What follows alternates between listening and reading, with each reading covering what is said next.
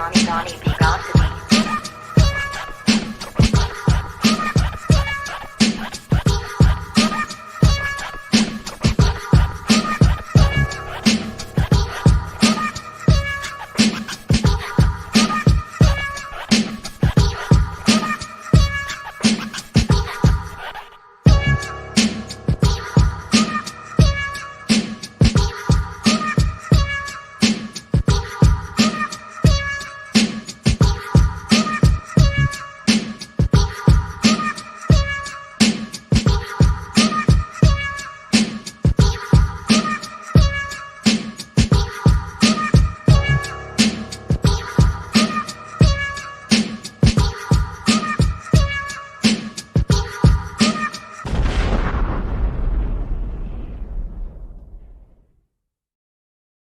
What's good, everybody? Donnie B got the beats. We live on the beat, man. Y'all got a good one for y'all today, man. This brother is talented. I'm talking about this brother got depth. You know what I'm saying? He got that good work. You know what I'm saying? We got to say it 2 times and clap it 2 times. We got that work. All right. We got, I got sitting right here to the side of me is a national recording artist, Relm Diggie. Relm Diggie, what's good with you, brother? Man, what's good, man? Glad to be here, man. Thanks for having me, man. I'm out here in California right now. I'm at the I'm in the garage at the Beverly Center. I was walking around, you know, doing a little Christmas shopping, and yes, now I'm here on the beat with it. You feel me? Hey, man. Hey, I appreciate you. Again, you know, and we get through this, but definitely you have a story that is worth sharing, man. And I'm definitely elated to be able to help share your story, man. So let's get into it really quickly, man. Who is Relm Diggie? Like, tell us a little bit about yourself, brother. Like, where you from? Like, what you about? Like, how you got to where you are now? Relm Diggie, born and raised Columbus, Ohio. Been writing since I was literally 7 years old. My own material, and music has always been my passion, and the youth has always been my passion. So it seems like in these days and times that's combined. So we'll get to that, but like I said, born and raised Columbus, Ohio. I came to California. I was signed to Koch Records, and signed to Koch Records back in the early 2000s.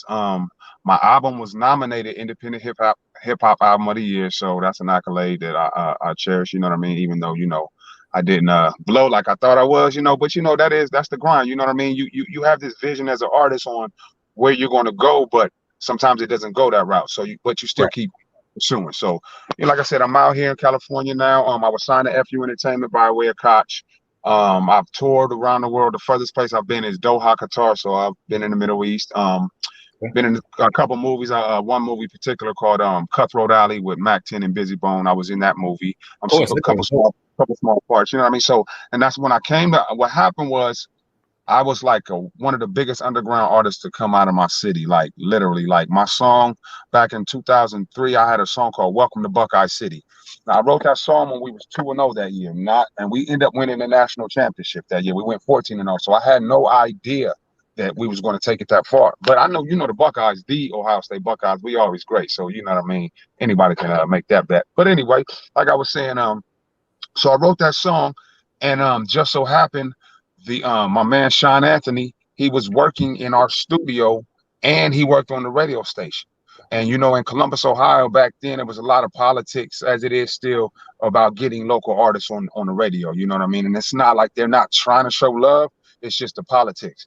So what happened was, when the Buckeyes won, just so happened there was when we was about to play Michigan, somebody had a Michigan song, and my bad, I just cursed. The Team Up North. Somebody had the Team Up North song. You feel me? So they played a battle to see who would win, and they played the Team Up North song first. Then they played mine, and my song was so hot it started scratching in the middle of the song, like skipping.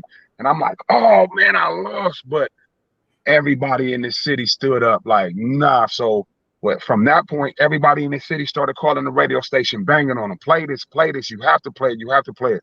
So from that point, my song hit the radio. Sean Anthony broke the song on the radio. I was getting, literally, no exaggeration, like 6 spins an hour for months. It was crazy. Like, I mean, like, I know you've seen artists when CDs weren't dinosaurs, when people standing on corners selling their CDs to get, you know what I mean, to make a living. You know what I mean? You still do it today, but you know what I mean? So, and you know, for an artist, maybe a good day hustling, nobody knows you, 20 CDs is a good day. Right. Me, when that song hit the radio, this is no exaggeration, we sold 7,500 CDs in one day standing in one spot. It looked like a bank heist. Everybody around me had a duffel bag full of money. It was crazy. So from that point, my manager was like, yo, you got to get out of Columbus.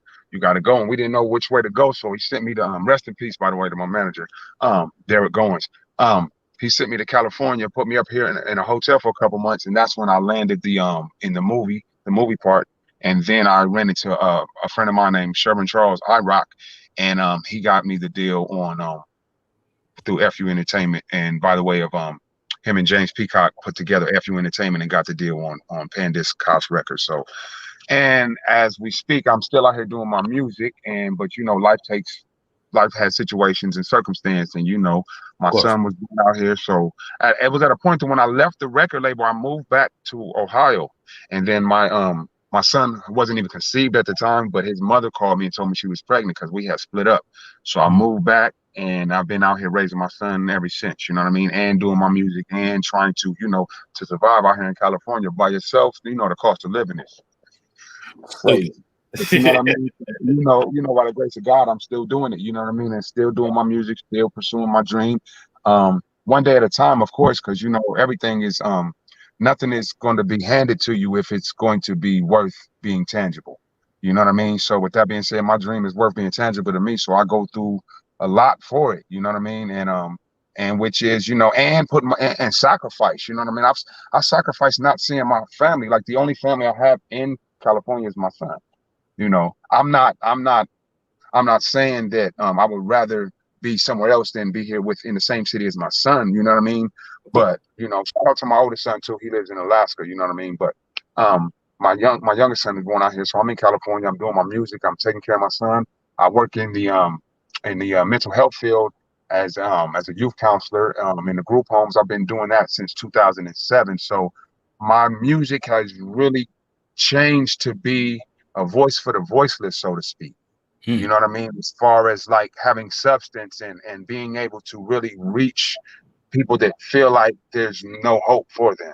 I've seen my music become medicine to some of the children in the group homes. Like I'll give you a story. It was one time, it was a new guy, new resident. He came from Northern California. Now, you know, in the group homes, these children, they get bounced around group home to group home. So he was up north and he came all the way down Southern California, and he had a CD with him. And just so happened, my song was on that mixed CD that he had. And he played one song in his room 24 hours a day on repeat, whether he was in his room or not. And it was one of my songs. But me and this child's rapport was not good at all.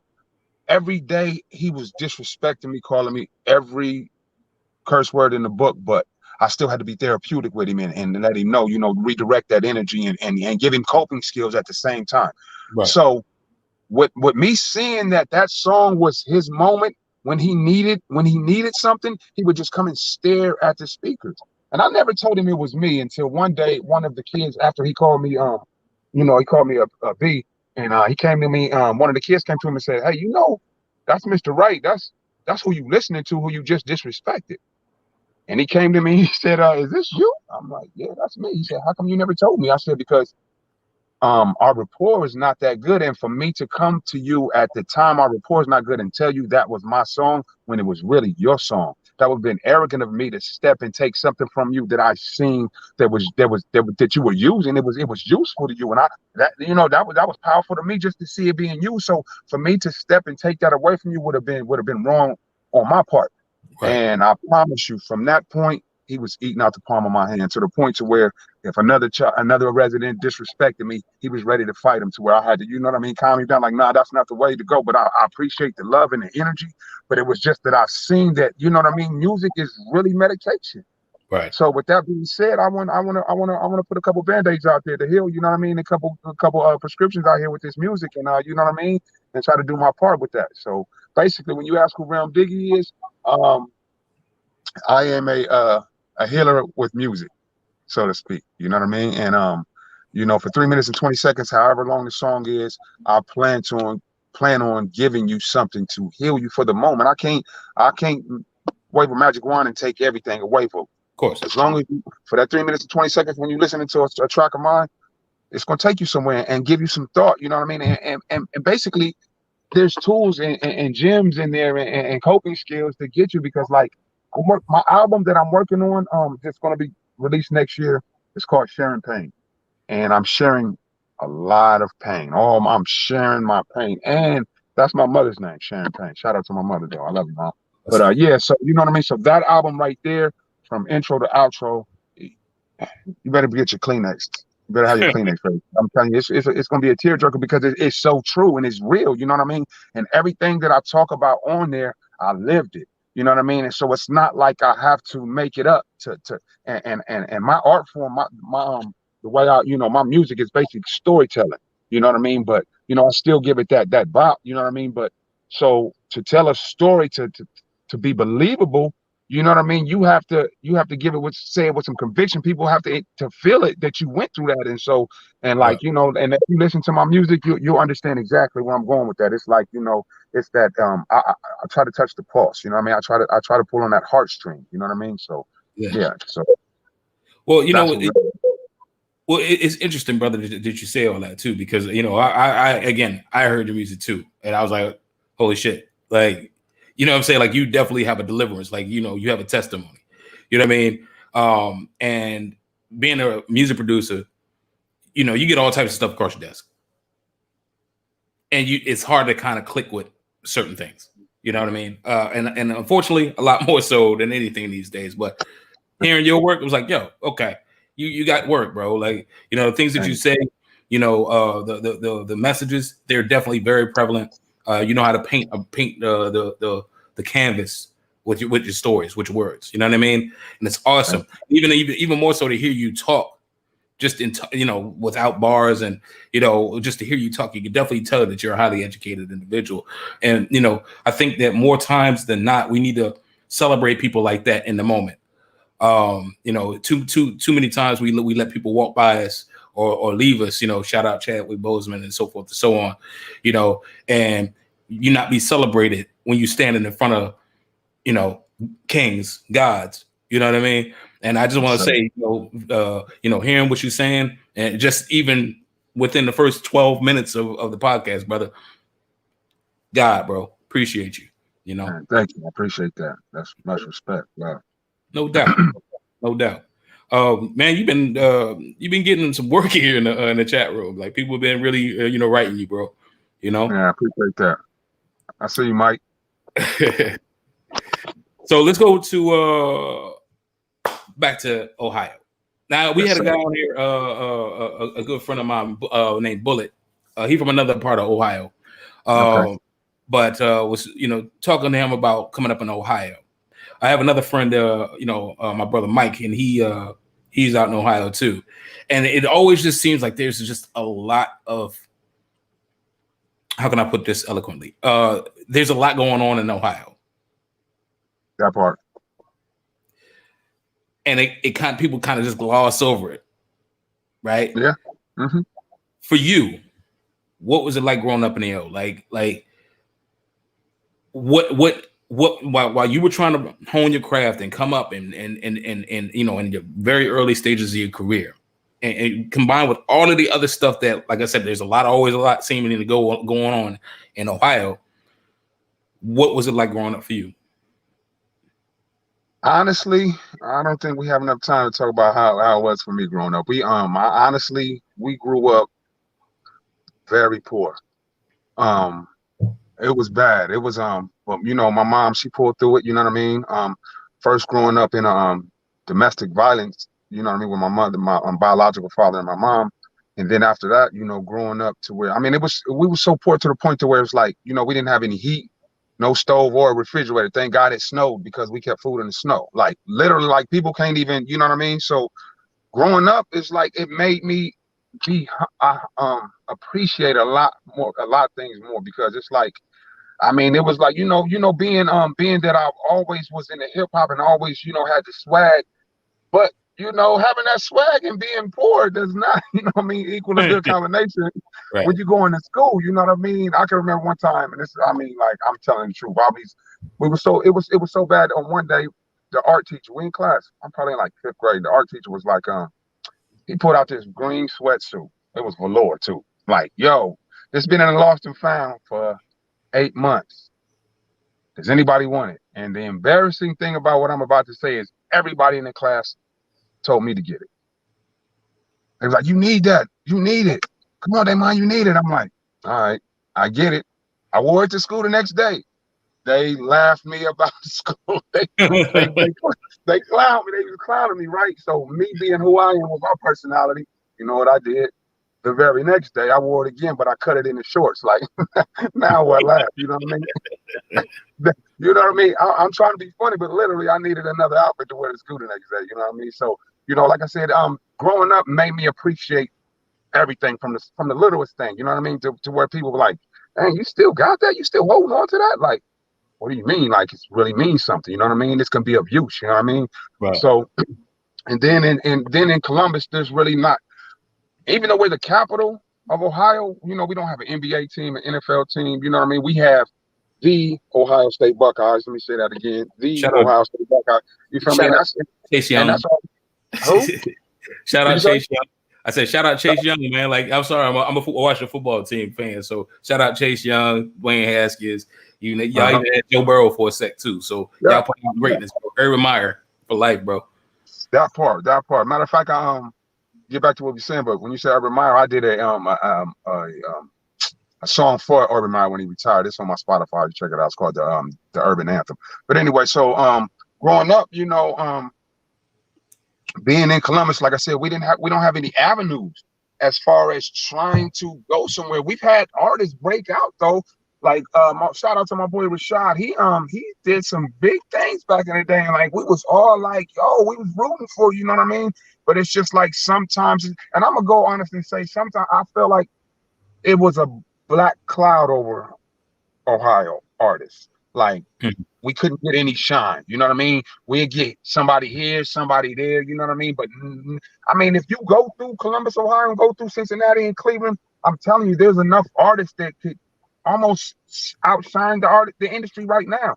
But with the way it goes, I don't understand why there's not a lot more Ohio artists in today's hip, you know what I mean, coming out. But shout out to Trippie Redd, you know what I mean? He's from you know what I mean, our city too, you know what I mean, but the outskirts of our city. But you know what I mean? So we do have some voices out there right now, but there's a lot of artists. I mean, like when I say you go through Columbus, Ohio, man, you'll be amazed, like, wow, I didn't, but it's like, and then I will say this, a lot of us have to, like, I had to be forced to leave. Like my manager was like, no, you can't stay here. Like, let's go. You know what I mean? So a lot of us are just like, I'm not gonna say complacent, just not satisfied. I don't even know the word. Just humbled to be able to do the music. You know what I mean? And knowing that there's really no outlet. So all right, I'm gonna keep doing music for the city. I'm you know what I mean? I'm gonna keep grinding, and it's gonna come. And shout out to Columbus, Ohio. Everybody in Columbus, Ohio doing music. Your day was coming. You feel me? Because 2021 we bringing it home. But anyway, back to what I'm saying. So Columbus, Ohio, it's there's no outlet. There's we have Busy Bone, you know what I mean?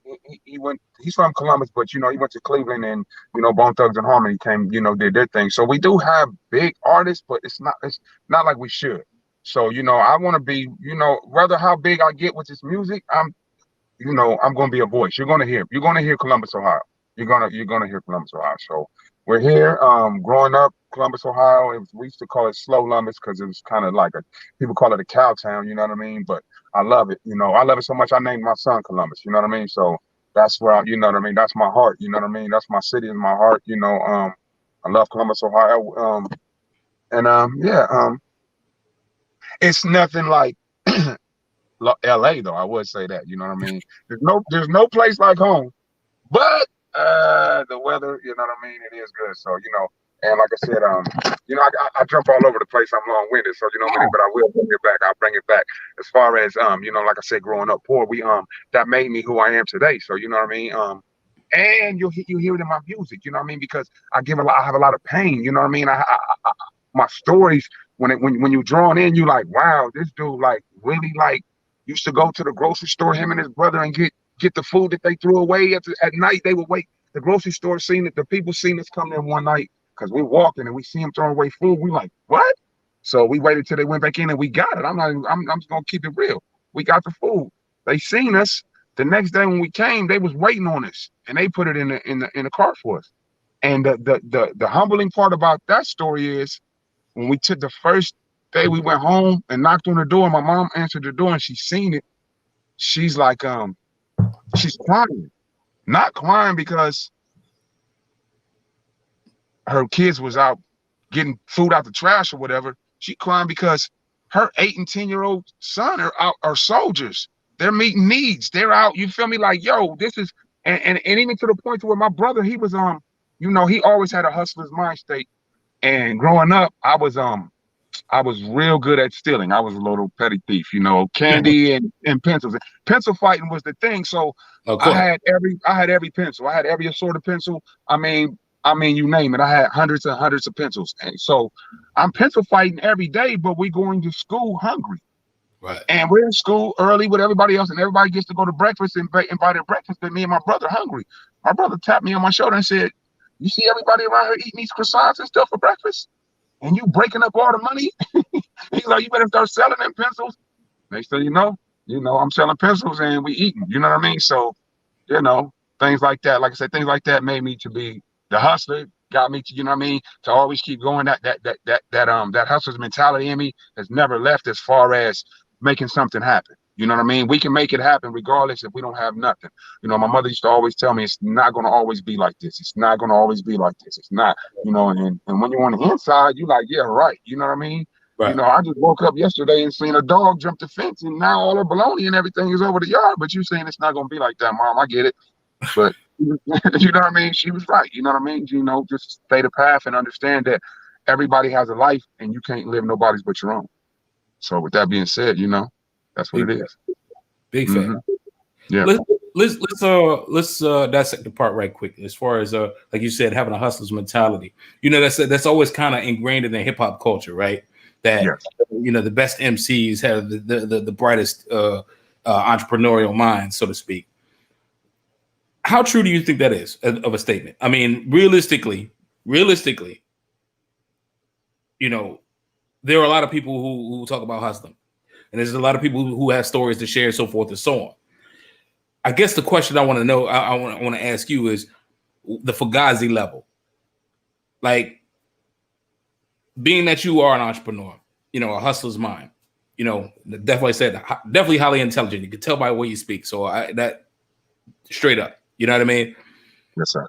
To come across people who, you know, definitely don't speak like you speak, but can move and shake or whatever, so forth and so on, or they just, you know, all they rap about is hustling, so forth and so on, but you know, the proof ain't really in the pudding. Like I said, on the Fugazi level, what do you think about that? Like, as far as and how attached is it, or how real is it for the culture about to have a hustler's mind? It is real, but there's a lot of tennis shoe hustlers, people that just want to hustle to look good today, and I get it. You know, because it comes with the term "fake it till you make it," right? I get it, but then there's a business hustler's mentality. Somebody that sees, like, I'll give you an example. A friend of mine just told me this a couple nights. We were just talking. Her name is Summer Rain. Say. We were just talking, and she was like, "Man, I remember one time I printed you one T-shirt something that you liked, and you came back with 100 of them, and was like, let's hit the block." Like, that part, you see what I'm saying? Or I could have just walked around wearing that T-shirt, like, look, this is me. No, I'm like, everybody needs to wear one of these too. You know what I mean? And even to the point where when me and Summer first linked up, we she had a hustler's mentality, but a lot of her product wasn't moving as fast as, because I had a buzz in the street. She was printing up T-shirts, I was selling CDs. So now when we linked up, now you buy a t-shirt and a CD all in one package. You know what I mean? So it's like, you know, you gotta, people say that they're hustlers, but are they able to branch? Are they able to put legs to what they're talking about and make it move without, I'm gonna tell you something. Somebody woke me up one time. Somebody told me this because I was trying to raise money for a project that I was doing years ago. And he seen how passionate I was and how I was banging on him. And he put me in perspective. He said, nobody's gonna give you any money because you don't know how to work without any money.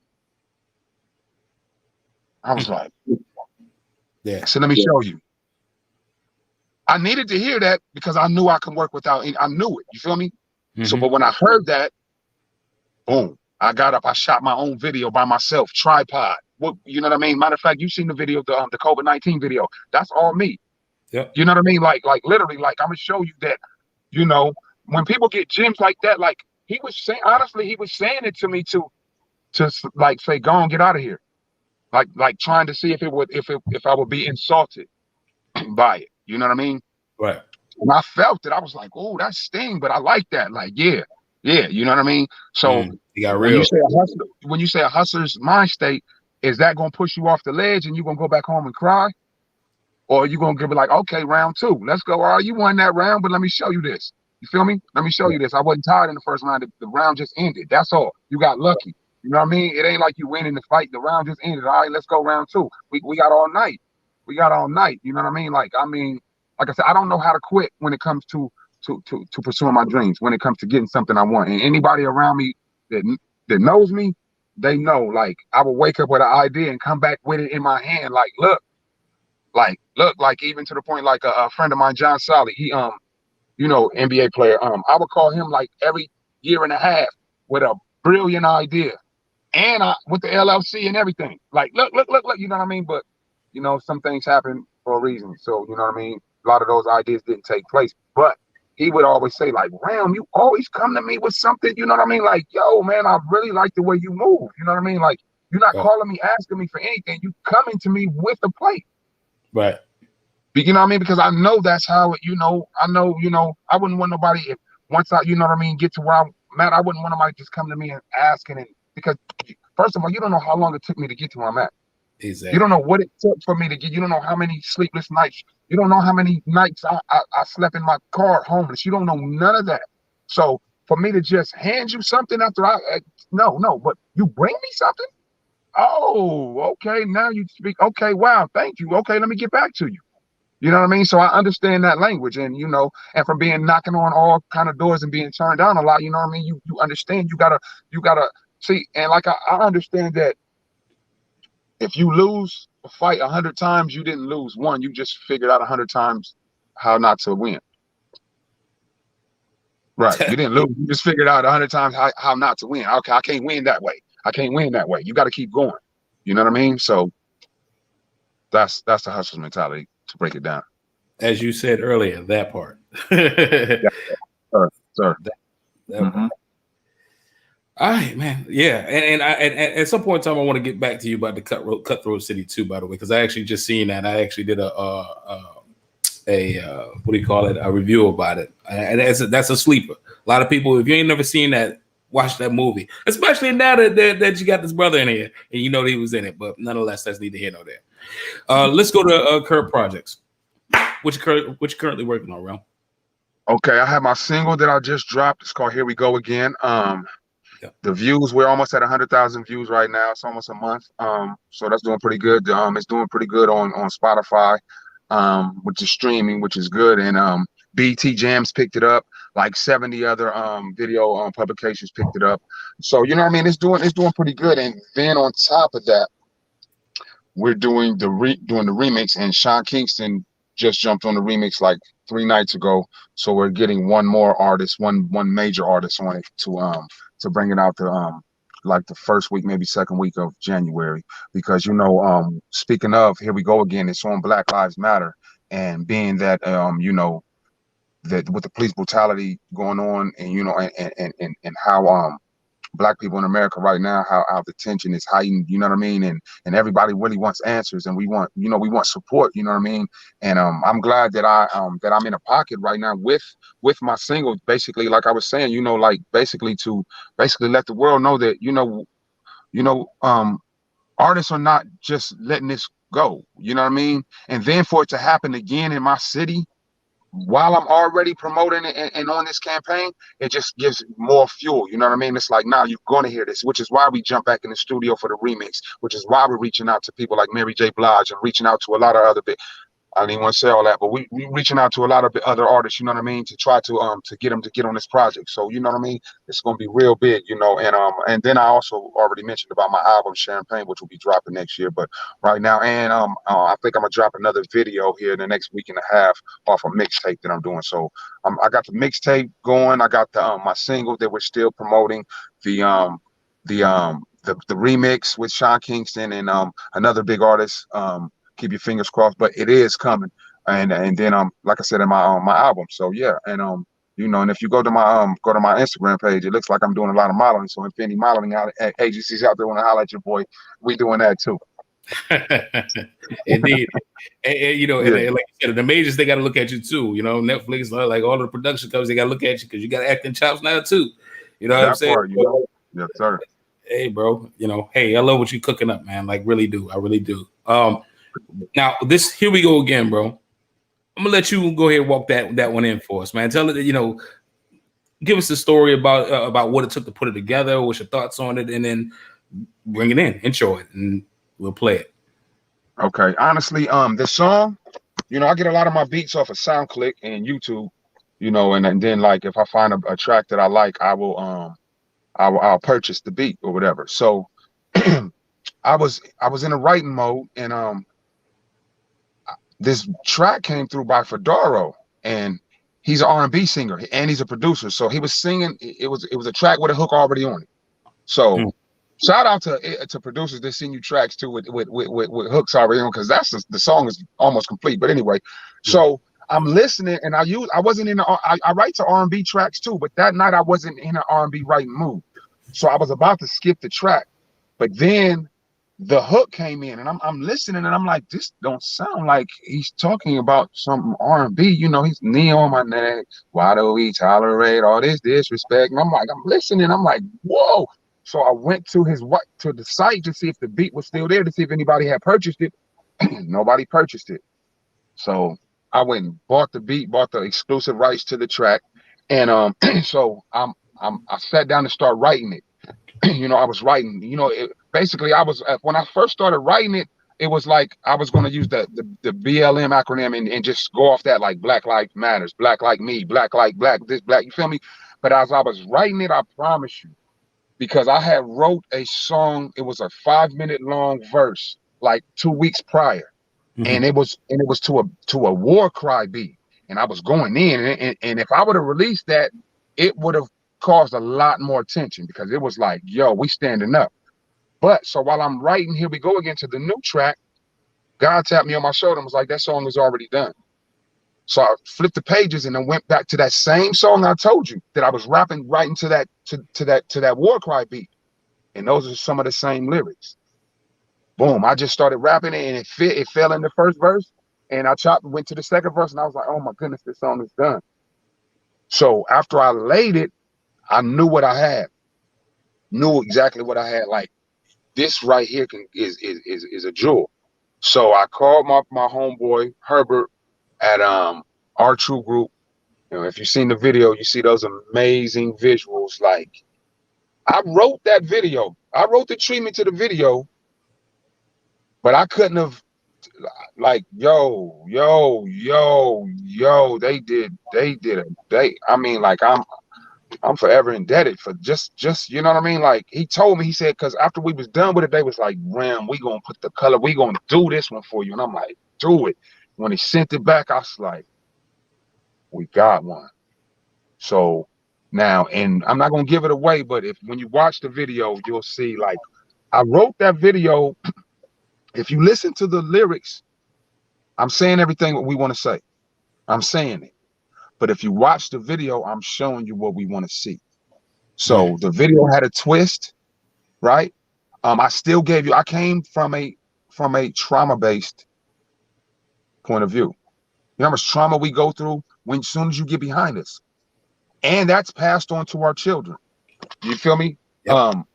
That's passed on down to our children, to the point to where Your child has done nothing wrong, but you drive past the police. First thing they do is they look. They look. Oh, you know what I mean? Like unconsciously look. So if you see in the video the trauma that I'm going through while you're behind me. So this is another thing that the police need to understand. First of all, we're going through all of this trauma thinking about what could possibly go wrong, right? By the time you get to the car to ask me for my ID, I'm a different person. Yeah. I'm not the same. I'm not who's on that ID. My blood is. I'm a wreck right now, but I still have to sit here and not move. And you have a gun on. You don't come to me with respect. You don't come to me with respect. You don't come to me and ask me. I mean, yeah, you know, I'm not saying all cops. I'm not at all. But I'm saying in the video, I was showing exactly what I wanted you to see. And then that's why at the end of the video, if you see, I show what I want the future to see. You see what I'm saying? When my son woke up, what did he see? Nothing. That's what I want the future to see. None of that. Like, what, you good, Dad? Like, what's the, is there, you know what I mean? Like, I don't know, you know what I mean? Like, that's what I want him to see. So that's why that video is really touching, you know what I mean? And really hits home and really shows, you know, a lot of angles that we want you to, you know, before we shot that video, I was, cause I wanted real police officers in the video. So I was talking to a guy, Caucasian officer. He, was about to retire, and, I let him hear the song. I told him that I would really love for him to be in the video. You know, he came back with the politics, like, force people, you know, he said, I'm still gonna do it. I'm retiring in 2 weeks, so I'm still gonna do it, you know. So, but after he heard the song, he came back to me and he said, his honest words were, I love this song, but it makes me ashamed to wear the badge. So I was like, that's exactly what I mean, yeah, I wanted you to say that. I didn't say I wanted you to, I mean, I wanted you to take a look at yourself. Because and then when he said that, I had to look like, wow, he's been on the force. He's about to retire, so he's been on the force for years, right? So there's a lot of things he's seen. Right. There's a lot of things he hasn't made. Maybe there's a lot of things he's seen. Maybe there's a lot of things that he didn't, you know, want to. Because, you know, the force, they stick together. So there's a lot of things that he just turned a blind eye to, too. You know what I mean? Cool. So when he heard that song, he was like, you know, he had to look at himself. You know what I'm saying? Like, whoa, like, I get it. That's what he said. I get it. I understand. I totally understand. Like, and hearing how you put it like that. You didn't curse us out. You didn't say you was gonna kill us. You didn't say none of that. We feel it. You know what I mean? We feel what you're going through. We understand. Like, yo, like, you know. So I just want, you know, and that's what I want. The you know, police forces all over the United States to really, like, you know, take a look at yourself. You know, somebody asked me one time, what will be my solution for the police force to end police brutality? There is no, it's a cult. It's a culture.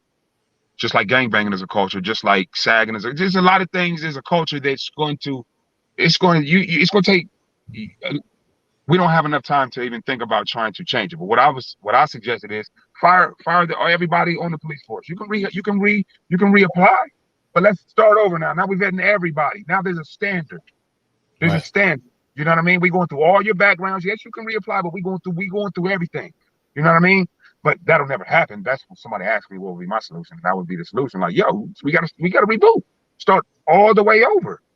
And hold everybody to that standard. But you know, this is America, you know, and I will be honest, like, we all know that this country was founded by rapists and thieves, you know, and I'm just saying that's how this country was here. So how can you expect any rules and regulations to be applied and stick if that's the way this country was came to be? You feel me? Yeah. So, you know, do I love where I live? Do I love America? Of course. I mean, I was born here. That's what I know. But I do know that we need we got to clean the house. Right. You know, and I will go as far as to say, as Black people, we need to start in our homes first, though. Yes, we banging, we riding with the, you know, with the Black Lives Matter movement, and we're tired of it. But we still need to look inside and clean. And there's a couple rooms inside of our homes that we definitely need to clean it. We'll get into that on the album when you pick up my album, because I touch on that too. Amen. Yeah. All right. Well, without further ado, we got this record here. Here we go again. Here we go again by Relm Diggie. Check this out. Featuring Producer. Check it out. Check it out.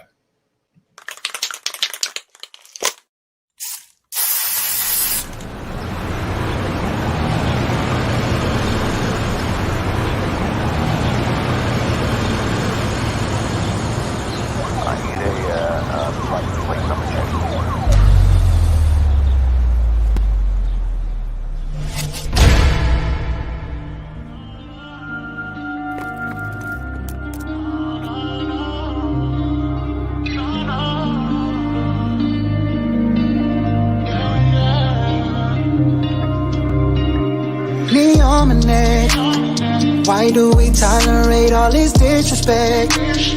We had enough of it, we so done with that. Killing my brothers, sisters, we over that. Another incident, like here we go again. Here we go, here we go. Like here we go again. Here we go, here we go. Like here we go again.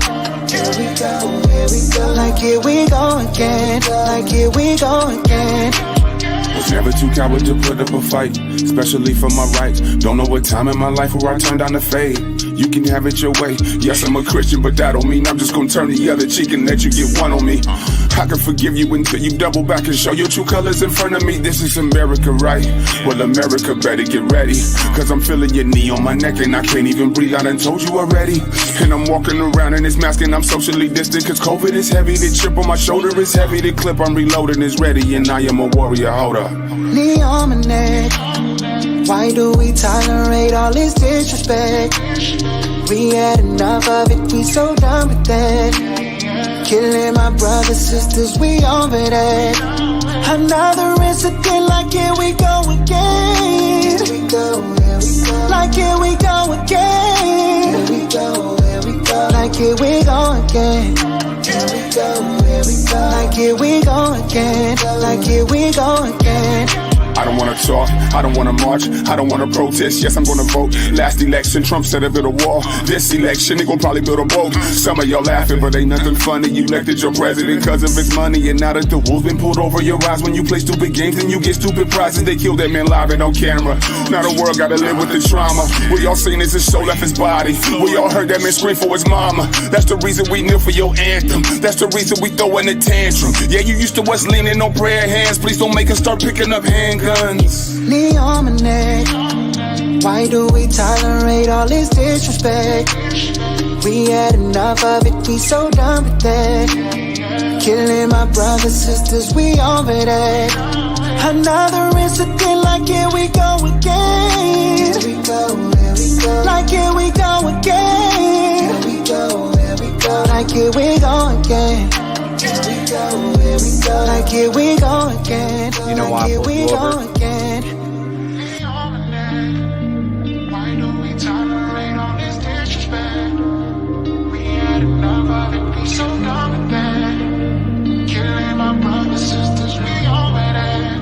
Another incident, like here we go again. Like here we go again. Like here we go again.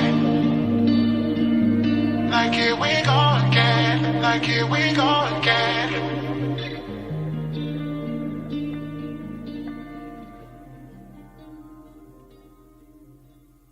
You okay, Dad?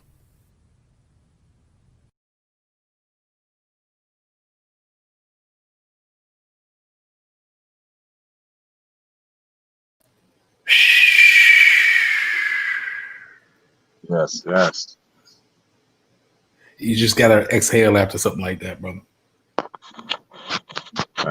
So first of all, you gotta say it's fire, but you can't say it's fire because you don't want to deafen it. Yeah, I mean, it's therapeutic, as you said earlier. It's necessary. It's important to the culture.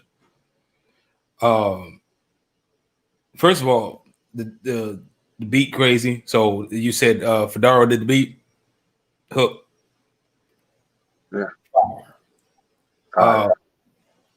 Your bars, delivery, everything straight on fire.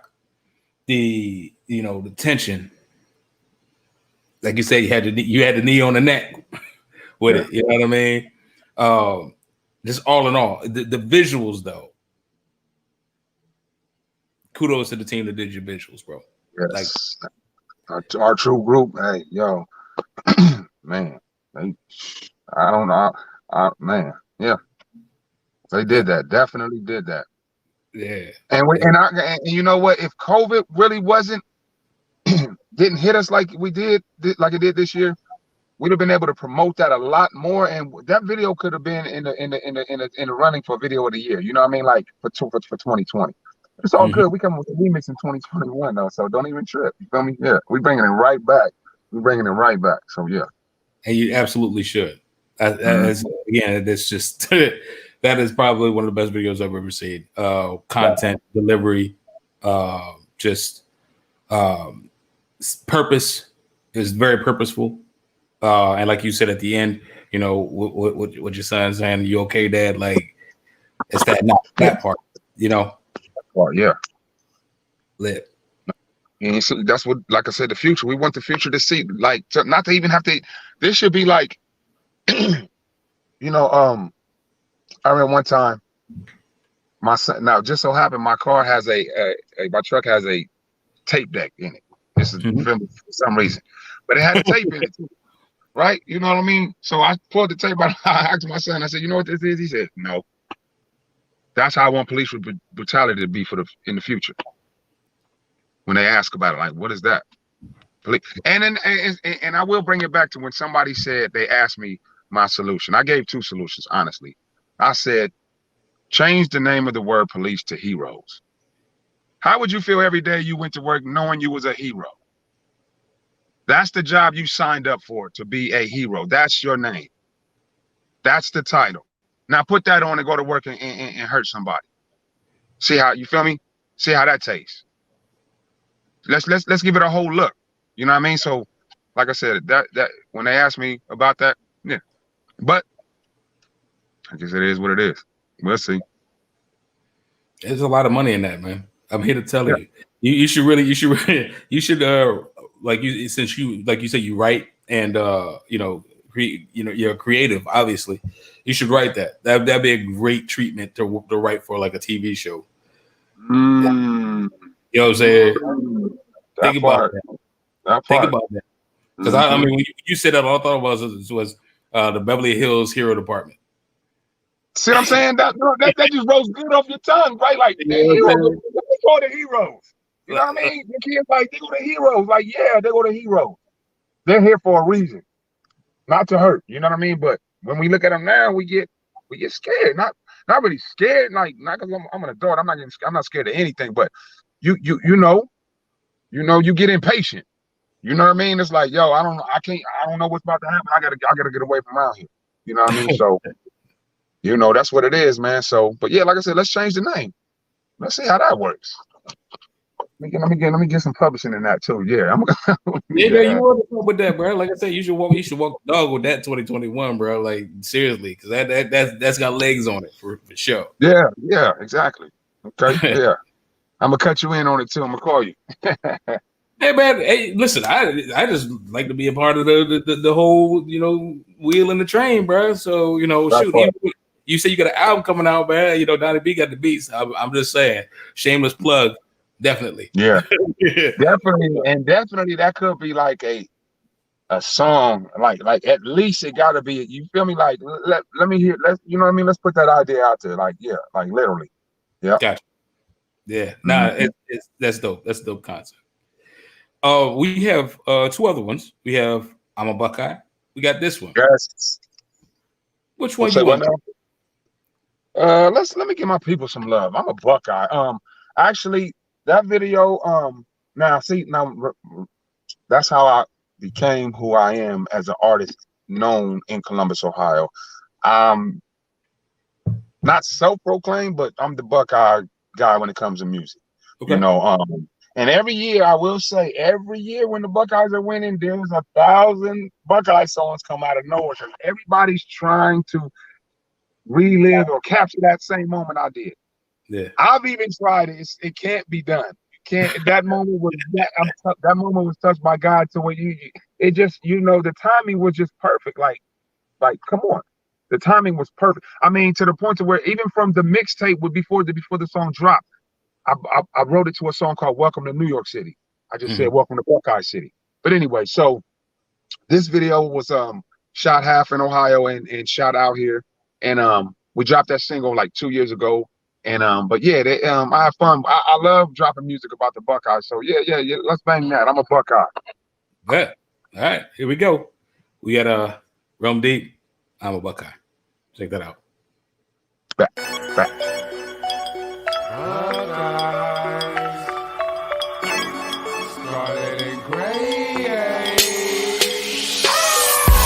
Buckeye, that's all I can say. Cut my veins, I bleed scarlet and gray. I was born on Lane Ave, around the corner from the horseshoe. Rock blue amaze around me, it'll cost you. Woody was the king, Urban the apprentice. Gotta love Trestle, even though he left the blemish. It's been a long time, but I'm back with a vengeance. Hang on, Snoopy, we about to repair the image. I'm always feeling some type of way when I put on anything that says Ohio State. And out of town, I'm always looking for Ohio plates. As soon as they roll up, I throw that O up. They yell O-H, I yell I-O. Then I bite the road, strike the highs and poles. What y'all know about the best damn fans? Then we moonwalk on them like the best damn fans. Take away my rights, take away my stripes, but you would never take away my fight. It's Buckeye for life. It's the honorary alumni. Until I die, I'm a Buckeye. I'ma rep my set, scarlet and gray to the day I rest. Say that with your chest. It's the honorary alumni. Until I die, I'm a Buckeye. I'm a Buckeye, you already know. There's a certain type of swagger when you come from the O. Yeah, we get a lot of hate, but that's just because deep down inside they really wanna be one of us. They really wanna be the Big Ten big men. They love it when we rip the skin off of Michigan. We rep the capital, but we don't got a protein. Buckeye is nothing, I ain't talking about protein. Injure your whole team, get away so clean. Know how we blow steam, we roast Wolverines. And then we march to Ann Arbor. Since you got the Great Lakes, get drowned in your own harbor. I'm a first string starter, OSU alumnus. Love the city so much, I named my son Columbus. And that right there just shows you that it's humongous. Welcome to Buckeye City, I'll be the god on this tour bus. Take away my rights, take away my stripes, but you would never take away my fight. It's Buckeye for life. It's the honorary alumni. Until I die, I'm a Buckeye. Green earth, I'ma rep my set, scarlet and gray to the day I rest. Say that with your chest. It's the honorary alumni. Until I die, I'm a Buckeye. I'm a Buckeye, and I ain't gotta prove it. See, I live it and I breathe it. It ain't only in my music. You can laugh if you wanna, but I don't find it amusing. Don't know who they got us confused. Who you know can run the table without a shot of the bowl game? Do it again in next year. Look at them now, they all saying that our schedule was soft. We don't play nobody. That's hogwash. We go to battle with anybody. We make it look like the teams that we play are weak. Cause we lace our cleats the same every week. We put them shoulder pads on, make sure the helmet's tight. And enough with all the talking, let's prepare to fight. The urban legend, Urban Meyer, and the Cap Squad. Any given Saturday, get beat up in your backyard. And we don't care what your rank is or what the polls say. Step on the field and it's a rap. Chipotle. Take away my rights, take away my stripes, but you would never take away my fight. It's Buckeye for life. It's the honorary alumni. Until I die, I'm a Buckeye. Green earth, I'ma rep my set, scarlet and gray to the day I rest. Say that with your chest. It's the honorary alumni. Until I die, I'm a Buckeye.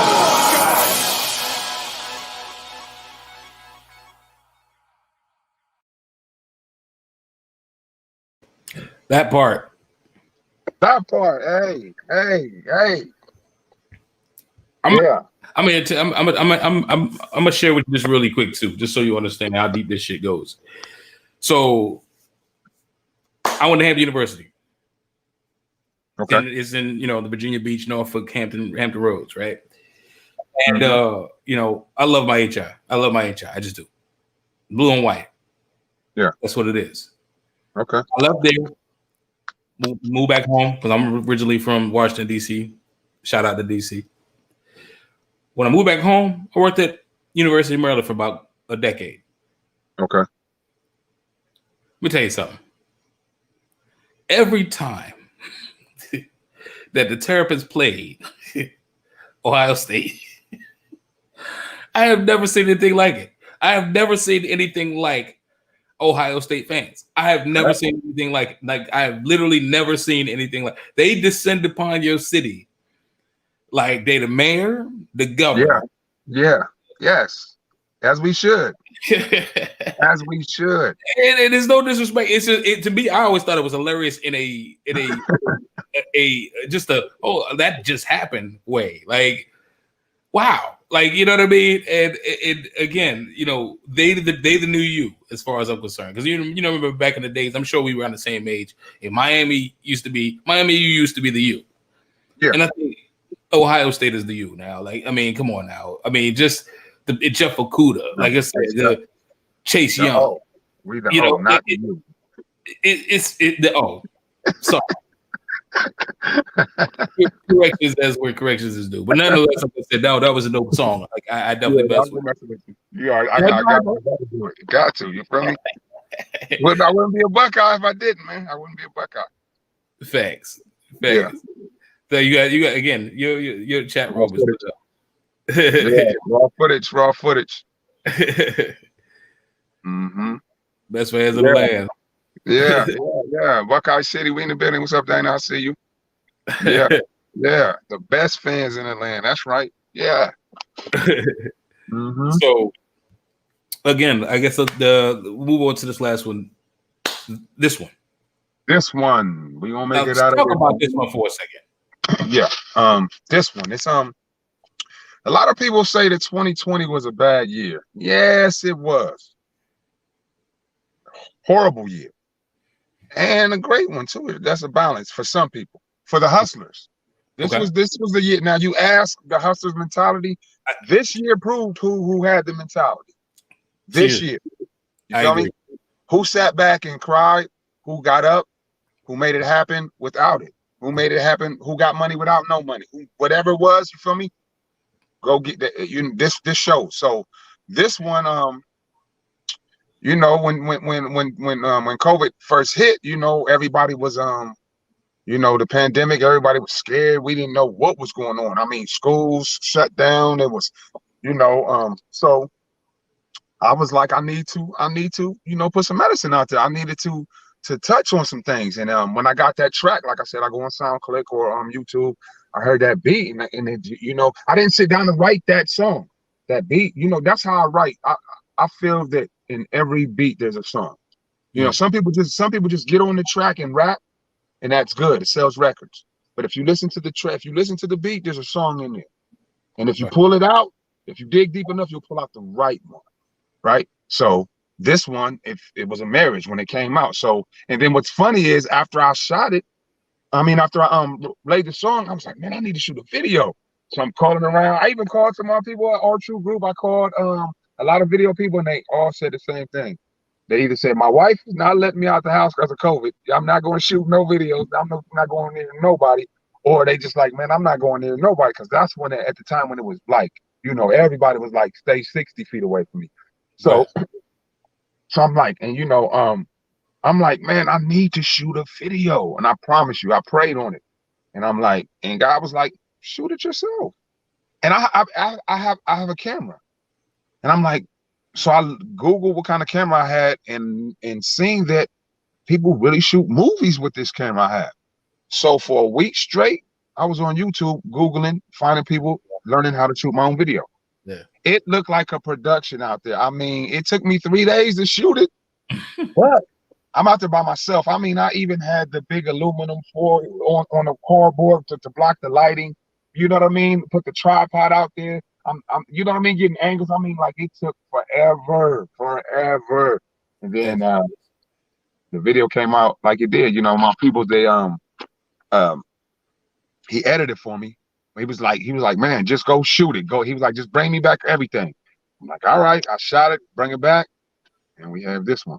And like I said, it's basically, it was needed too. It was needed because a lot of people were you know, frightened, not knowing what was next. And so if basically in the song, I'm letting you know we're gonna make it out of this one, you know, because like I said, you know, it's a circumstance, and that's the circumstance we live in. So you can't just cry your way out of it. You know what I mean? Right. You got to figure your way out of it, and you got to reinvent yourself, because everybody had to almost reinvent themselves, because your way of living was snatched from up under you. Right now, socializing with children's social life taken from them, and that's big for the children. That's big, because school, yes, they're going to learn, but that's their social network. Right. That's theirs, and that's taken from them. Now they're sitting there looking at us like, you're the math teacher, English teacher, science teacher, So now, people had to, switch their job schedules. A lot of things change. So I wanted to, like I said, put some more medicine out there for the world. So, using the resources that I had, so there we have it. So I'm really proud of this video, because like I said, it taught me that I don't need to wait on anybody.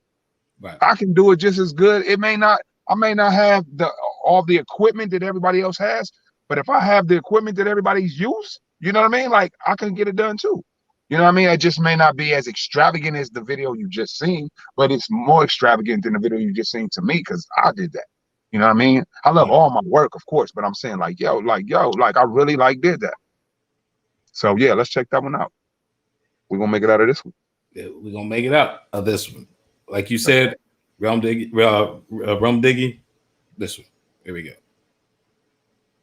We're gonna make it out of this one.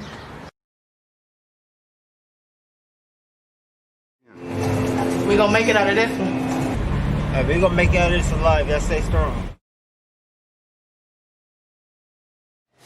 We're gonna make it out of this one. My name is Relm Diggie. We're gonna make it out of this one. Stay safe. That part.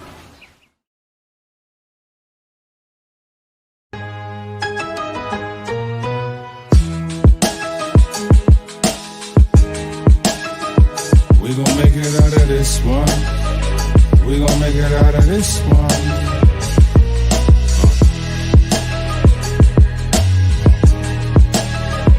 We gon' make it out of this one. We gon' make it out of this one. It's 2020 and the world's closed. Tick-tock, cut, light switch, wardrobes. The troopers hitting once the door's shut. There ain't enough mass gloves for all of us. Martial law implemented. Prisoners misrepresented from Trump Tower to Senate. Everybody can get it. And ain't no need in being scared, but ain't no leaving out the house unless essentially aware. How do we fight what's in the air? Daywalkers, nightmares, and I ain't vote for him, never gonna. But right about now, I'm in this corner praying for him. Mama told me that our leaders are important. So whether I'm against it or I'm for him, I support him with this fight he has before him. Lost my job, they won't employ him. My son, he need me there for him. One day he gon' tell the story that he ain't flunk it. Ain't going out without a fade. All is on the line. This one hitting home, ain't no going outside. We gon' make it out of this one. We gon' make it out of this one. They got us going against the plague, fight of our lives. Better stay home if you wanna stay alive. We gon' make it out of this one. We gon' make it out of this one. I read a sign and was in disbelief. Said stand 6 feet apart or 6 deep. Can't even hit the bar to get a mixed drink. Don't even walk your dog, it's COVID in the street. Children are confused, shutting down the schools. Now they binge watch Naruto's. Eat the cake anime. While mom and pop shops fade away, economy drop. Flat top, no kid and play. Landlord hot. For a lot, but no rent is paid. No coin chips in the bag. It's free to lay. Faith is at a rise. Wipe your eyes, it's gonna be okay. What don't kill you gives you strength. That's what they say. Right now, we need to bond in a different way. I don't just wanna sit calm till they syndicate. Man, I miss Barack Obama, but this ain't his play. Future was wrong, it's mask on. Let that ventilate fade. All is on the line. This one hitting home, ain't no going outside. We gon' make it out of this one. We gon' make it out of this one. They got us going against the plague, fight of our lives. Better stay home if you wanna stay alive. We gon' make it out of this one. We gon' make it out of this one.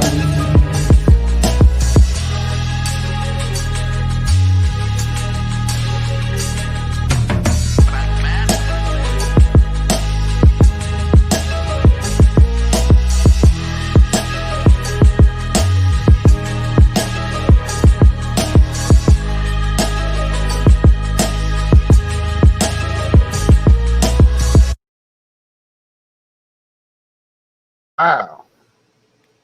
That part. Bro, stop playing with me, bro. We gonna keep coming with heat. We gonna keep coming with heat. Like, yo, and we gonna stay in pocket. We gonna stay ready for, you know, whatever the current event is, whatever the topic. That's not gonna be like my niche, but I have things to talk about. And if on my heart I feel like that's something we're gonna talk about, we're gonna put it out there. You know, I'm gonna talk about it how I talk about it. Feel me? Listen up. And you know what? Like I said, it's your ability to talk about the topics, the ones that everybody needs to talk about, is unparalleled. First of all, like it shows no fear, right? Like you talk about what needs to be talked about. People kind of like to dance around stuff in music, or they want to talk about party all the time. No, you got real stuff, right? Let me ask you this though. Let me ask you this, because it seems like you have okay, again, like I told you, I'm from DC. My family from the tri-state. So hip hop at its core, like talk about the like pure crack, boom bap. Yeah. That's what my family on. That's what raised me as a beat maker, as a producer, right? So hearing what you got that hit. It's a grit in there. It tells that story. It tells that, you know, it's like, you know, you can't, it's not a facsimile, right? Would you say that like you heavily influenced the New York boom bap or that strong hip hop style, or would you just say it don't matter? You murder anything that come across your desk? Both. I'm strongly influenced by the boom bap, of course. You know, and then being from the Midwest, you know, we get everything.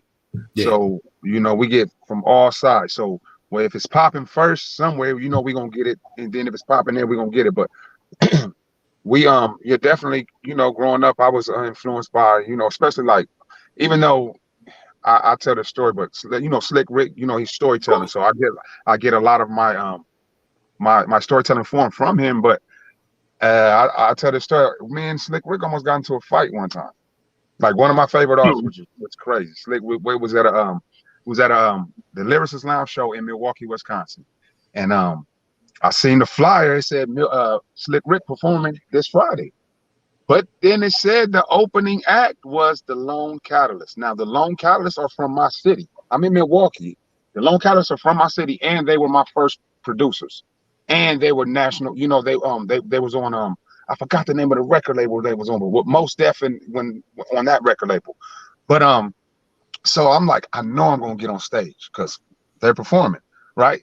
So that whole week before the show, I had that had that picture, that flyer in like a stand-up mirror.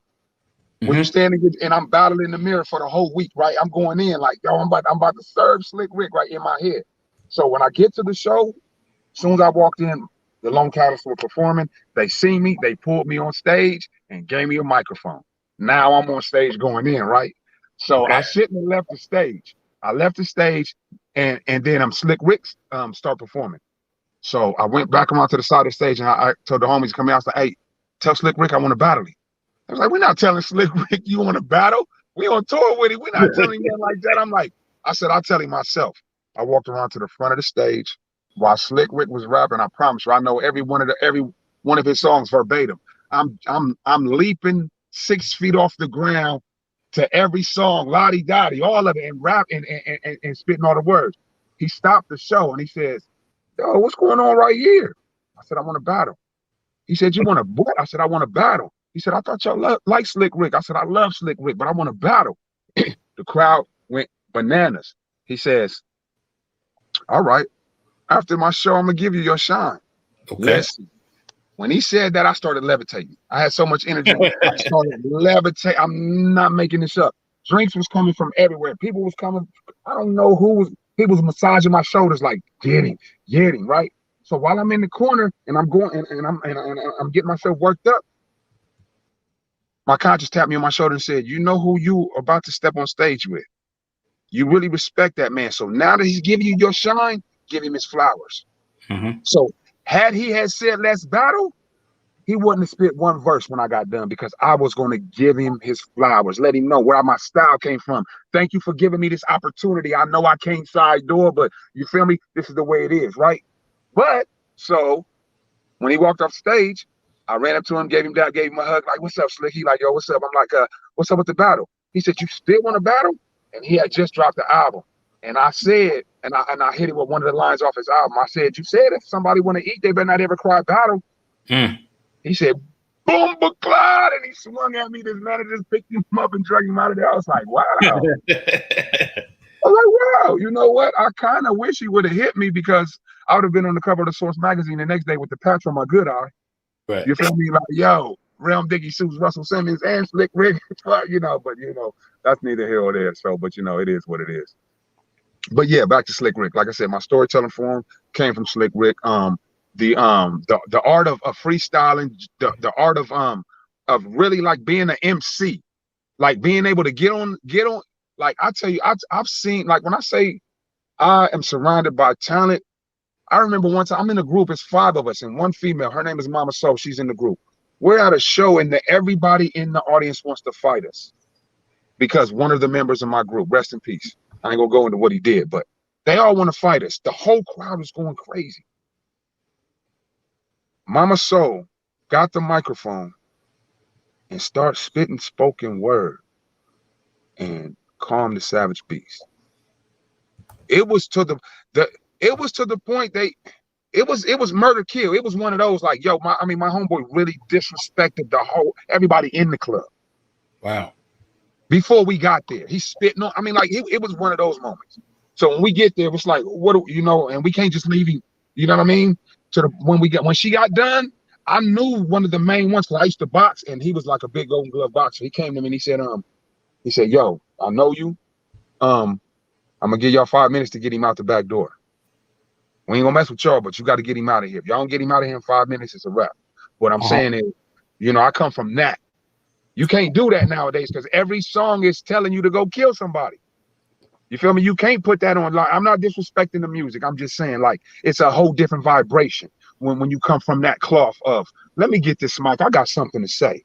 You know what I mean? Right. I'm gonna give you one more story before we go. I went to a show one time, and I promise you, I went to a show and there was a contest. The winner got a chain that said winner, and he got 2 beats from this producer, and he got to sit down with the record label. I went in there with 2 people. The person that won, he came in there with 50 people, and he had a song on the radio. But before we performed, I looked at my son and I told him, I said, I'm gonna win. And I said, and if I don't win, I'm still gonna win. He looked at me like, what is that? That doesn't even make sense. I knew that what everybody in there was going to, I knew my material, right? I knew when I get on that stage, nobody had what I had. So we did the show, he performed, everybody loved him. They went on crowd participation, so we know who won. The guy with the 50 on the song. But when they announced the winner, I promise you, they gave him the chain, he shook his hand. All the judges came straight to me afterwards and said, you got robbed. Here's my card, call me. My son looked at me and said, how did you know that? I said, because I know material. Nobody has what I have. And you're going to give me a chance? You're going to listen to me? Oh, yeah, I got you. You're going to stand there and listen? I got you. So with that being said, like I said, the judges came to me like, you got robbed, but yo, holler at me. So, you know, you make connections like that. You know what I mean? So, yeah. So I'm cut from that cloth to know, you know, nowadays, every rapper has the same fan base. That's why a lot of these young artists are blowing, because they all have the exact same fan base, and they have a tool which we didn't have, which is this internet, which is the social media, and they all have the exact same fan base. So when somebody drops, they all know about it. When he drops, they all know about it. They all, you know what I mean? So that makes it a lot harder for the seasoned artists that really, you know what I mean, that are getting in the game. Shout out to the seasoned artists too. Like, don't stop. Don't quit your day job though. Don't quit your day job though. Keep working, pay them bills, but keep grinding. We out here, you know what I mean? So with that being said, yeah, I'm cut from that cloth and I stand on that. Like when it comes to lyrics, when it comes to substance, when it comes to like, yo, give me the microphone. I got this. Back to the essence of MC and mic control. You feel me? Like, yo, you know, master of ceremony. Yes, that's the cloth I'm cut from. And I'm cut from, you know, I had to understand that the way that our parents, how we disconnected with our parents back in the day was through music. They used to say that rap stuff, that's bull crap. Don't turn that off, right? That's when we got disconnected. So now that I'm a little, you know what I mean, and I'm listening to the new age, and I'm like, I had to stop saying that I don't like that. I had to connect with it. Like, okay, all right, okay, I hear you. feel me? That's all I hear you. I hear you. That's the way you're expressing yourself. I hear you. You know what I mean? Let's keep it going. You know what I mean? Because this hip hop is the big. Come on, man. Come on. You already know there is nothing bigger than hip hop. Nothing. There's nothing bigger than hip hop besides Jesus Christ. It's more influential. It's more Exactly. influential than anything else, for sure. Exactly. So with that being said, yeah, I'm definitely from the soil when it comes to, all right, I got something to say. I got an art. I have a true art, and I treat it as that. I respect it as that. I don't. Go ahead. No, go ahead, please. The game has changed to where, I mean, I get it, because remember back in the day, all of the NBA play. Let me see. You know how the NBA players wanted to be rappers? Yeah, of course. Shaq, Kobe, like Allen Iverson. So now the street, it turned to the street. All the street dudes, cats that's out here really grinding, getting that money in the street they want to be rappers. Right. And that's where you found out who has the real hustler mentality, because they figured it out, like, this is the exact same thing. The rap game and the street game is the exact same. It's just two different presidents. One president gonna lock you up, one president gonna rock you up. You feel me? Right. You see what I'm saying? You gonna get paid, or you gonna get locked up this way. But it's the exact same business mindset. You feel me? As far as getting product out, you know what I mean? Getting clientele, getting fans. You know what I mean? It's the exact same thing. You know what I mean? One's wrong. One's. Well, I can't even say what's wrong nowadays. It depends on who's looking at it.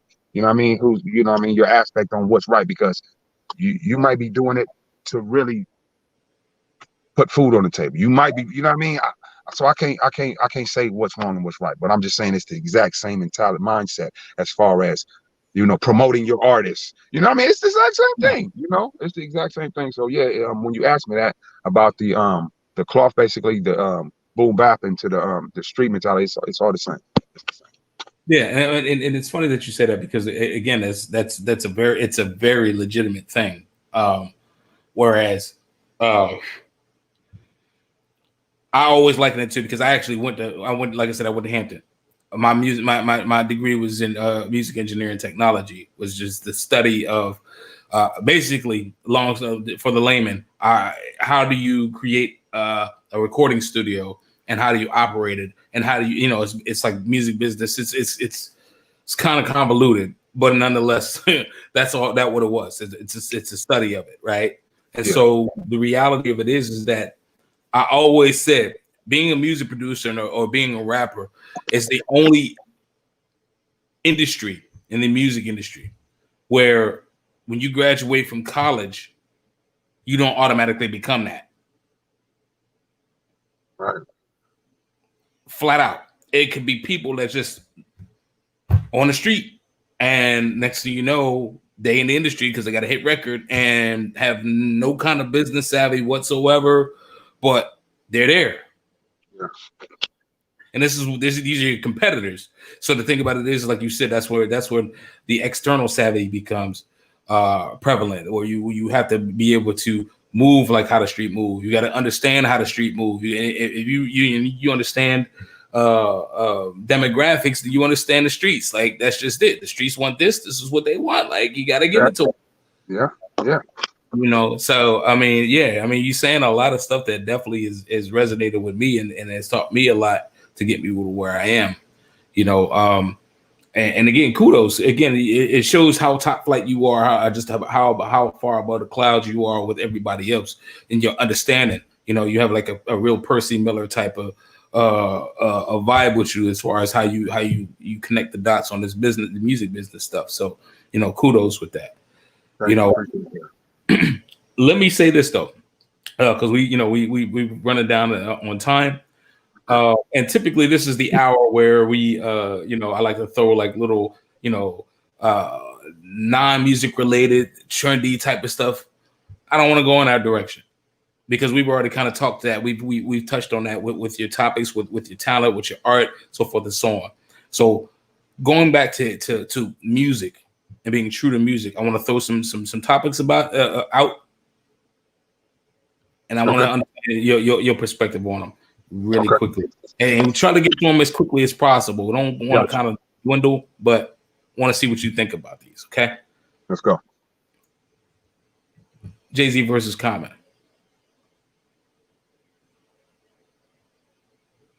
I'm not saying no more, no less. I'm gonna say Jay-Z versus Common. You tell me what you think. Jigger. I'm gonna say I'm rolling with Jigger. Jigger. Cool. Any particular reason or just Jigger? I like Common, but Jigger is the way he puts his metaphors together, the way he paints his pictures, the way he captivates you, and the way he took, he took a lifestyle that's, that's deemed wrong and turned it up and flipped it over on you, and you like, wow. And a lot of people wish that they could start doing what he did to get to where he, you know what I mean? But a lot of people don't get blessed like that. So no, Jay-Z, he's the ultimate. He's what we look forward to being as an artist. Not saying we don't trying to emulate the path that he took, but to be the way he is, yeah. Jigger. Eminem versus Nas. Can I pass? Right? I knew I was gonna get you one of these. I think this one, but hey, that ain't fair, man. That is not fair. That's not fair. If you want, you can pass. You can pass. It's totally fine. I'm gonna be real with it. I'm gonna go ahead. Eminem versus Nas. Nas is one of my favorite artists. Nas is top 10 in anybody's category, and if you ask half of those people, he's gonna be in their top 5. Mm-hmm. But as far as when you say Eminem versus Nas, I gotta think lyrical battle. Nas is lyrical and can battle, and will. A lot of people will say that he won against Jay-Z, but hands down Eminem. As far as being a beast lyrically, like stepping on. I mean, because that's his standard. That's that's his art form. So if you're gonna put up against it, what you're going up against, and yeah, he's definitely one of the greatest battle rappers to ever touch the mic. Okay, with you. Rick versus Big Daddy Kane, Slick Rick. I can't judge that one. Those are, you know what I mean? Those are icons. Those are, you know what I mean? Like, you know what I mean? Like, I'm a root for both of them. You know what I mean? Like, I can't judge that. I wish that. Watch this one though. 50 versus Snoop. I picked these for specific reasons, but I just kind of want to see what you. But I don't even want to influence you. I just want to see what you say about it. You gotta go with the dog. You gotta go with dog.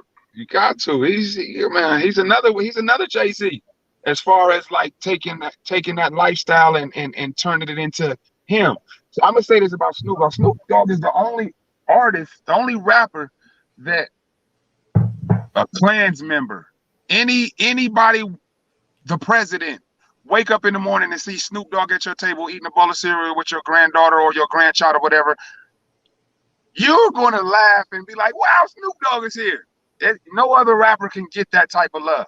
Except Will Smith. Snoop is a character. Snoop is I'm not saying a character like a fake. He's a real live character. Like when you think of Snoop Dogg, he's a real live entertainment vessel. Agreed. Yeah, I can't disagree with you. But like I said, except Will Smith, you got to throw him in there. I get it, but Will Smith, you got to throw him in there too. I'm just saying. Well, yeah, one of my favorite movies is 7 Pounds. 7, yeah, Will Smith, of course, like the epitome. Like he did it. Nobody, come on, Will Smith, as far as rapping and acting, like that's the equivalent of giving Denzel Washington a microphone and he sound like Jay-Z. Like,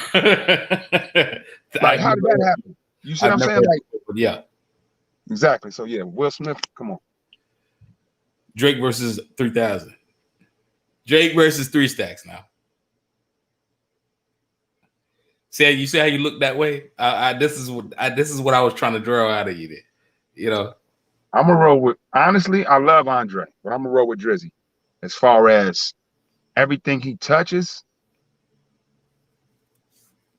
Everything, like, come on. Even when you shoot him down, he still come back on. Like, yeah, you can't.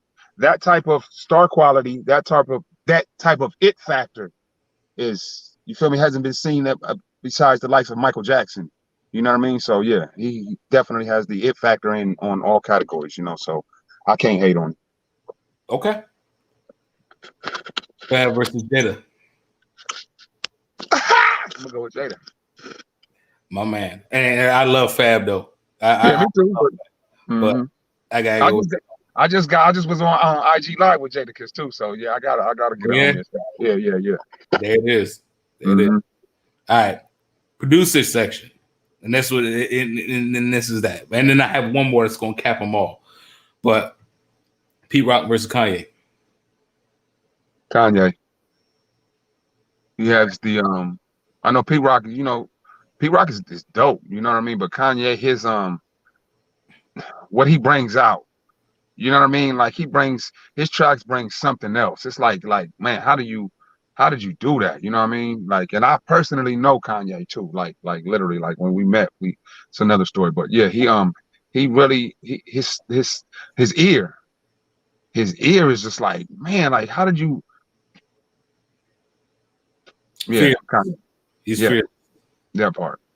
And you know he's and you know, seeing his antics and seeing his personality, and that I can't say that I know him, but we've had 5 or 6 long encounters in the industry. Like when I first met him, he was in my hotel room because I was in a conference in Chicago, and I had 2 females that came with our record label.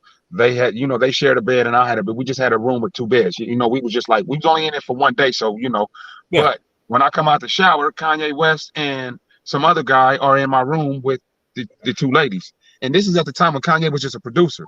So me and him got to talking, and I named the producer. Anyway, we talk about that later. But yeah, go ahead. We had to bring you back on that one. That's a hell of a story. That part. Mustard and Swizzy. Swizzy. Fair. Dre, Timbo. Right. Okay. He had more of a culture with his beats. You know what I mean? Timberland, yeah, he was always up tempo, party. Yeah, he had the party culture, but Dre had the, you know, the pulse of the street when it came to like all genres of street. You know what I mean? So yeah, Dre. Okay. There's no wrong answer with this, so I get you. I hear you. Lastly, the one that ends them all, Pac versus Biggie. You know we had to do it now. It had to be done. And here it is. So Pac versus Biggie. Oh, this is a choose your answer wisely type of. I'm sure you know. Tupac. Only for one reason. Body of work. And that I agree with you 1,000%. Yeah. I say Tupac is like Ronnie Lott, Biggie's like Sean Taylor. Period. Facts. And that's when you say body of work, I legitimately, he's like, you right. I can't, like, that's you resonated with me with that. You know what I mean? But like, I love anybody that knows me knows I love Sean Taylor. I love, it's like Jesus, then Sean Taylor. I don't, you know, it is what it is. But you know, like you said, it's body work. If Sean Taylor would have lived longer, there's no way nobody would have been able to deny that man. But it is what it is. I'm done talking about Sean Taylor because this is a music thing. But anyway, I get it. Cool. Well, you survived that part. So we made it through. Let me ask you this though. We winding down. Any advice for aspiring talent? People that want to be, you know, in the same lane as you, and considered, you know, the the spokesperson from that land or where they're from, and you've already eclipsed that. You've already become something that people can get behind. What's the advice you have for people that want to be that? The helping hand you're looking for is at the end of your own arm. Don't wait for nobody. You can do it. It's been proved. It's been proven. People are doing it. It's not like you can't do it. It may take longer, but put it together. Don't rely on anybody. Even when you have a team, even when you have people that are rallying behind you, you still have to get up and be you. You still have to make sure everything you have to take control of your life. And I would tell this to artists, really find out who you really are. Right? Like, because like I tell people, when we're born, and then for the years of life we in cruise control, because everything we learn by see and hear, right? Right. So you don't really understand who you are. Find out who you really are as an artist. Like what type of artist do you really want to be? Do you just want to be a rapper and just make money as a rapper? But if you're an artist, really hone your craft and really stick to who you are. A lot of people, I mean, like that here we go again. That song, one of my biggest fans heard that song before I shot the video and dissed it. He was like, that is whack. That no.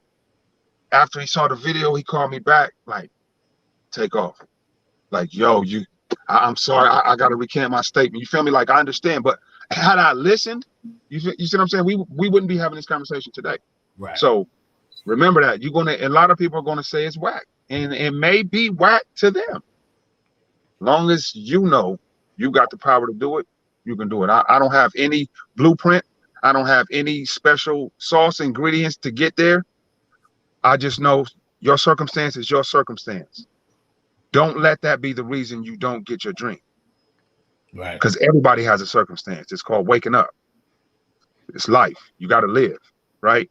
So if you want something out of life, you got to put that to the side. You got to be able to understand that I have to coexist with my circumstance. I have to coexist with this job. You don't quit your day job. I did that when I jumped out one time and became homeless because I was like, I got this is the one that's gonna bring. This is the one. My job had a party for me and everything. Like, yo, it was. I mean, like, it was. And I'm gonna tell you. And as embarrassing as this moment is, these same people that was throwing this party for me, I came back and sold like 60 tickets to my show that was coming. Like, it seemed like I was about to go. I sold 60 tickets to the show. When I get to the show, those 60 people that bought tickets didn't even show up. It was me and the sound man. Been there before. That could really take the air out of your dream. 60 people buy your tickets and don't show up to your show. Yeah. 2 people that didn't buy tickets showed up and just stayed outside just to wait to see if anybody else was going to show up. Then they left, right? Yeah. But guess what? I still performed like it was 100,000 people in there. That part. You see what I'm saying? That part. I didn't let that stop my night. I didn't let that stop me. There was going to be a show, and I did that. Don't let potholes and bumps in the road push you out the way. You're gonna get a lot of those, such as what I just said. That right there, like, and on top of that, you got to remember, I had a show. I still had to pay for that venue. I still had to pay for my DJ. Right. You see what I'm saying? They wanted their money be up front before anybody. You see what I'm saying? You can't get the venue without the money, and the DJ's not gonna plug up his stuff without paying him. Right. So now me, the DJ, and the person whose venue, we all looking at each other like, what you want to play next? But guess what? That didn't stop me. That didn't stop me. I've had friends turn me into enemies for no reason because of my dream. I've had, you know what I mean? Like all of that. I'm saying all of this to say, don't stop. That's the ingredient. Don't stop. Reinvent yourself. Keep your ear to the music, but keep your heart to your music. And I'm gonna tell you right now that everything that you just said resonated with me. And that's a whole you gonna have to interview me in order to get that out of me. But I swear for Lord, I ain't gonna take up your time on that. But you don't understand how much parallel I got with that, and you are exactly 1,000% right. You know what I mean? And it's unfortunate because those that you always hear, oh well, you know what I'm saying, like you wait for that thing is gonna come, and then and I don't gotta work. Nah, I mean, put everything you got into it, and then you float and you fucking die. Cooler heads prevail, stronger personalities persevere. And I learned to be that. You know what I mean? And it seems like you are that as well. And again, it further constitutes the point that, just how far you are out there above everybody else. And that's awesome, bro. That's awesome. It's awesome. And I love to hear that from another brother, because too many times we get put in boxes that people like to sit up on their mantle or on the shelves and say that we killed that. Yeah. You know what I mean? So, again, you bro, I'm a fan. I'm gonna just go ahead and say it. I ain't even scared to. As black man, I'm a fan. We live. Yes, sir. Yes, sir. So how can people learn more about you, man? and in this space, any shout outs you got? Shout out whoever who helped to get you here, all of the above. But nonetheless, please, how can people learn more about you so they can click on the links that's necessary for you to thrive, as well as for the people that follow you, for them to be able to connect with you and learn more? Yeah, Relm Diggie on everything. That's RELMDIGGIE on everything: Twitter, Instagram, Facebook, YouTube. I had my RelmDiggie.com website, and I didn't pay my domain thing for like 2 months. And when I went back to go pay it, a company in Japan bought RelmDiggie.com and won't sell it back to me. I'm like, wow, like that's crazy. But yeah. Yeah, that's another thing about your business. Don't slip it. Like little things like that. You feel me? That they're big. You know what I mean? So my new website will be RelmDi2GIE.com. So be looking out for that. But like I said, Relm Diggie on everything. And shout out to my PR team, Barbara Sanchez, the rest of the team. Yo, phenomenal team. We lit 2021. We lit. Shout out to our True Group for the visual. Shout out to Columbus, Ohio. Like I said, my condolences goes out to Casey Goodson Jr.'s family, and definitely, like, if anybody's listening or watching this right now, tap in with me, because I definitely like I said, the remix is coming, and I definitely want my city to know that I'm here. You know what I mean? Like, I'm hurting too. You know what I mean? And this is not me riding no coattail, not me trying to capture somebody else, you know what I mean, this moment, like, you know what I mean? Like, it's not even that, like, not at all. This was in pocket, and like, it just so happens it's my voice, and yes, and this is, it's that time. So here we go again. So like I said, share that video, watch it. Columbus, Ohio, like I said, if you watching, tap in, like, hit my DM, hit me, let me know what's going on. I need to know what the energy is, what the vibe is, you know what I mean? Like, yo, I'm out here in Cali, but I will be home soon. So yeah. Like I said, Relm Diggie on everything. RELMDIGGIE.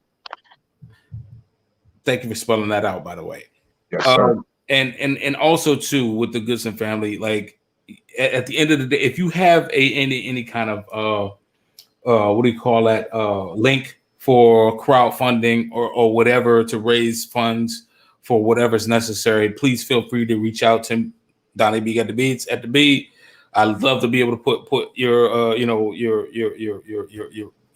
link on to help raise funds for whatever you need for that. Relm, if you come across any links, shoot them to me, so that way I can put up where, I'm saying, like, put up the links. We're actually donating some of the proceeds, like half of the proceeds from the single that we're about to drop, to a Black Lives Matter cause. So we're trying to figure out which organization we're going to donate it to. But yes, definitely, funds from this project is definitely going towards the cause. Well, I would hope that, again, if you have anything that you would like me to help you to generate funds for, send it to me. and with specificity to the family that lost their loved one, reaching out specifically to them. Lord only knows, like, you know, God be with you and your family during this time. But if there's anything that can be done on my behalf, if you have you know, you want to raise awareness to raise capital for whatever you're going through, feel free to reach out to the beat, and we will put it up and to help raise funds as well. So again, above all else, we're out here to solve problems, man, because there's a number of problems that's out there at the end of the day. And I want to be part of the problem, not part of the solution. I mean, part of the solution, not part of the problem. I apologize with that. Yes, sir. And so that's all that matters. So with that being said, again, Relm, listen, I appreciate you, brother. Like, Thank you. Definitely a top flight individual, man. And that goes without saying. Appreciate that. However I can help you, and you know, you getting, you know, legs up or whatever you need to do to get, you know, get higher in the biz. I like I said, I know Barbara recommended you highly. I'm glad I listened. You have a testimony. You have sound product, very, very good quality of everything. You're just a quality person. So if I can help you in the future, please feel free to reach out. Shout out to Carrie and Patty too on the PR team too. The whole PR team, the whole promotion team for Relm Diggie, kudos. This brother's going places, 1000%, and good eye, by the way, for that team. But like I said, if I can be of any assistance, please feel free to reach out or contact Barbara and tell Barbara to holler at me. I'm sure she will, and we get it popping. Yes, sir. Yes, sir. I'm definitely linking up with you. For sure. And in the end of the day, 2020 is and if people have been following the beat, they know I say this all the time. 2020 is undefeated. It will go down in history as the most undefeated heavyweight ever. With that being said, like you said, I think it exposed who the hustlers are and who the hustlers ain't. Mm-hmm. With that being said, I wish you nothing but the best. I know you're going to succeed. Thank you, sir. Appreciate that. Period. True. And with that being said, Godspeed on everything that you need to do. And like I said, at the end of the day, holler at me if you need me. Other than that, everybody else, stay tuned to the beat, because you know Donnie B got the beats. Stay masked up, stay safe, and stay blessed and in love, because we are in a holiday right now, and it's the holiday of all holidays. You had something to say? I'm good. At the end of the day, like I said, appreciate you guys. I'm Donnie B got the beats. I'm on the beat. I'm here with Relm Deep, and we keeping it moving. That part. We out. Donnie B got